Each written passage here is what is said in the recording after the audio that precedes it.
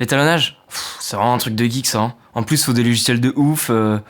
Moi, ce que j'aimerais bien, c'est faire un truc beau, simple, rapide, directement à l'intérieur de mon logiciel de montage. Ouais, c'est possible de faire un étalonnage pas trop mauvais directement à l'intérieur de ton logiciel de montage. Allez, je te montre ma technique. Mais avant, sache que si ton image est mal exposée, surex, sous-ex, si elle est mal éclairée, si ton décor est pourri, si tes comédiens sont laids, non, l'étalonnage ne sauvera pas ton image. Non, non, non, ok, non. Dans cette vidéo, on va parler comment faire un étalonnage rapide en Première. La base. Premièrement, le contraste. Je commence toujours par régler mon contraste. Donc pour ça, j'utilise les courbes dans les effets, effets vidéo, correction colorimétrique, courbe que je vais venir glisser sur mon clip. Puis option d'effet pour voir. Alors comment ça marche les courbes? À gauche, on a les noirs et à droite, on a les blancs. Et c'est la même chose en hauteur, c'est-à-dire qu'en bas c'est noir et en haut c'est blanc surex. Donc c'est logique que les blancs ici soient tout en haut. Si je les amène en bas, ça assombrit l'image. C'est-à-dire que les blancs deviennent noirs. Et inversement, si je prends les noirs et que je les monte en haut, les noirs deviennent blancs. Donc ce que je fais, c'est que je commence par rehausser les milieux. Donc je prends un point au milieu et je le monte un peu pour éclaircir un peu l'image. Tu peux, pas besoin de beaucoup plus. Puis je vais recoller un peu les noirs. C'est-à-dire que les noirs, ils sont un peu grisâtres. Et je vais pouvoir venir attraper ici et les recoller un peu, ce qui va contraster l'image. Pour enlever un point, on peut l'attraper et le glisser en dehors de la courbe. Je pourrais aussi juste attraper ce point et couper les noirs complètement, mais ce qui donne un effet, on perd de l'info ici. Donc je les laisse là et j'attrape proche des noirs et je les recolle un peu. On pourrait aussi très bien vouloir des noirs super décollés et laisser comme ça, ou limite les redécoller encore plus pour avoir une image un peu délavée. Deuxièmement, le vignettage. L'intérêt du vignettage, c'est quoi? C'est de rendre ton image un peu plus stylée si elle est pas stylée, et puis surtout de concentrer le regard du spectateur à un endroit précis, c'est-à-dire à l'endroit où ce sera plus clair. Donc on va assombrir les zones où il se passe rien.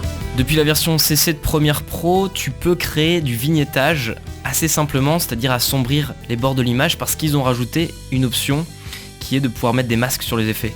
Donc du coup, je vais rajouter un effet courbe et je vais créer une ellipse. Et donc tu vois, si tu assombris avec les courbes, ça ne va agir que à l'intérieur de l'ellipse. Mais moi ce que je veux c'est l'inverse. Donc je vais faire inverser dans les paramètres de l'ellipse. Et je vais agrandir mon masque. Et je vais ajouter un contour progressif, donc soit en agissant ici, soit en agissant ici. Voilà. Donc je vais faire un petit avant-après pour voir à quoi ça sert. Donc on peut voir que j'ai assombri le tour de son visage, les bords de l'image. Attention, le vignettage c'est pas obligatoire, hein, faut pas en abuser, s'il te plaît, s'il te plaît. Mollo. 3. Les couleurs. Donc pour ça j'utilise le plugin correcteur chromatique tridirectionnel. Alors le nom fait peur mais c'est pas si compliqué. Je commence par agir sur la saturation globale de l'image. Donc c'est-à-dire la vivacité des couleurs un peu, c'est-à-dire que si on resature l'image, les couleurs sont plus vives. Si on désature au maximum, normalement on tombe dans le noir et blanc. Donc généralement je resature un peu parce que je tourne dans un format flat, donc les couleurs ne sont pas très vives. Et ensuite je vais venir appliquer une teinte à l'image dans les basses lumières, les moyennes et les hautes.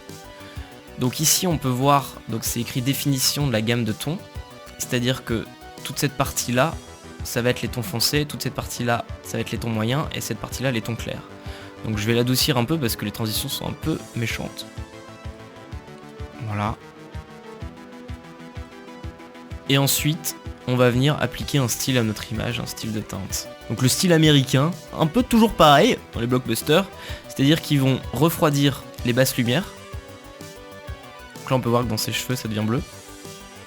Et contrebalancer dans les tons moyens avec la couleur complémentaire du bleu, c'est-à-dire le orange, mais aussi la couleur de la peau, c'est-à-dire que notre peau a une teinte orangée. Voilà, donc là j'ai un peu fait un peu farci. Et puis les hautes lumières, on peut les laisser dans les blancs ou alors les jaunir un petit peu. Comme bon te semble, hein, tu fais ce que tu veux. Après on peut partir dans un style un peu plus vintage, donc c'est-à-dire mettre les basses lumières dans les magentas. Ou alors dans un style policier. C'est-à-dire on va avoir une image complètement bleue, donc on peut partir dans les bleus. Voilà. Alors on va peut-être contraster un peu plus du coup l'image avec les courbes. Hein. C'est-à-dire que...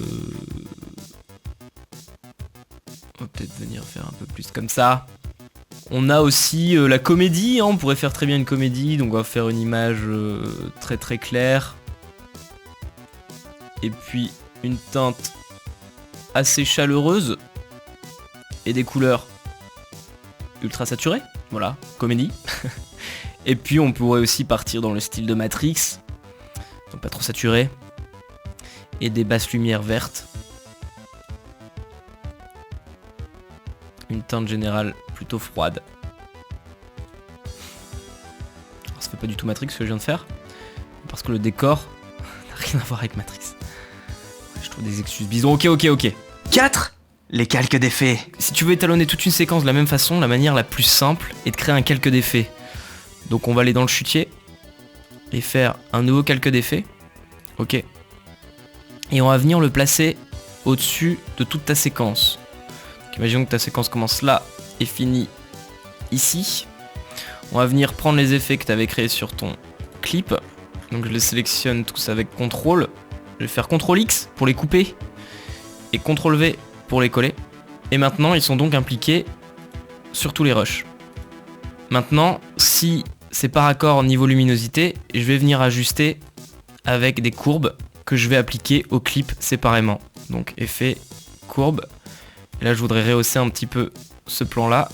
Donc je vais venir le rehausser un petit peu pour qu'il soit un peu plus raccord avec ce plan. Voilà, c'est un peu trop.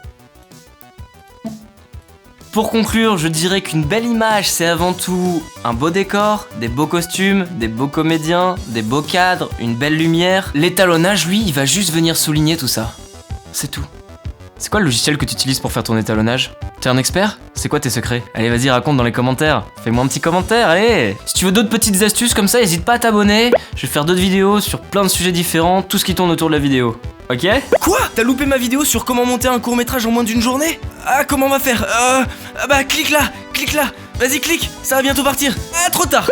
Et si tu veux, si t'aimes bien mes vidéos, tu peux aller sur ma page Tipeee et tu verras, tu peux me donner des pourboires. Pas des petits pourboires, hein, pas grand chose, non. Et en plus, t'auras accès à des bonus. Ouais, des trucs cool. Ouais, je sais que t'as envie de savoir tout ça. Je sais. Allez, clique.